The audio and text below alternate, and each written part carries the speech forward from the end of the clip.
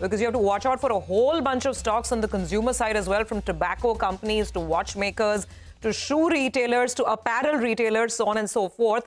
And Timsy will tell us why, because she's the one who's got the big CNBC TV18 exclusive. Sources are telling us that the group of ministers set up by the GST Council has proposed several rate changes on actually as much as 148 items, and also the concept of maybe a new special rate, which could be 35%. Timsy, we're all ears. Fill us in.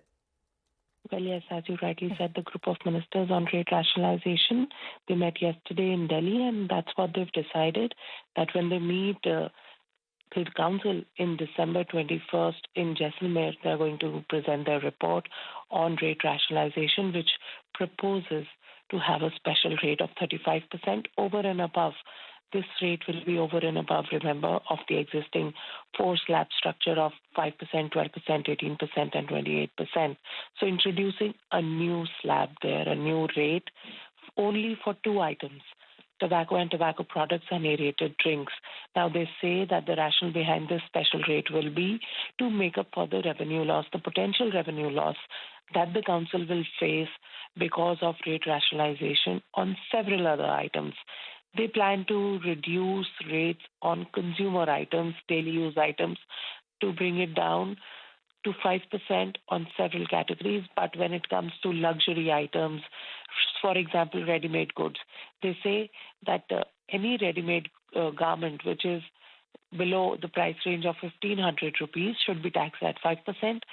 Those ranging between 1,500 to 10,000 rupees should be at 18%, and those above 10,000 rupees per garment should be charged at 28%, thus bringing in a concept of luxury.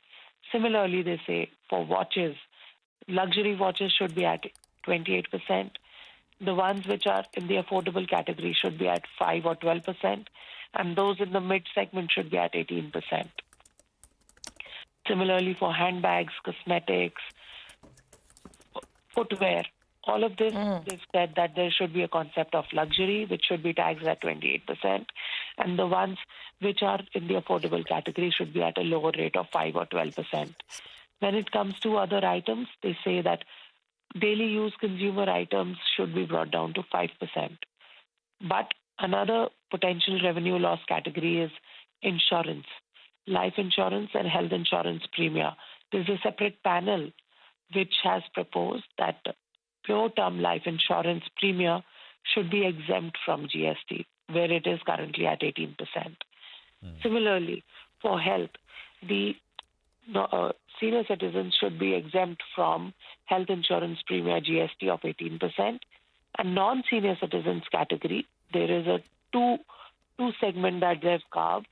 One, below 5 lakh rupees per annum of cover, that should be exempt from GST, and those above 5 lakh rupees per annum cover should be charged at 5% instead of current 18%. So there's a huge change that they are proposing of about 148 items, which is likely to be discussed in the upcoming council meeting. Remember, GoM recommendations are not final. Right. It is the council which prepares and decides after detailed deliberation whether GoM recommendations need to be accepted or not. All right, Timsy, it's a whole big set of recommendations, as you said, and we'll continue to get reactions. But it's a big one that we're going to track through the course of the day. Thank you again. Well.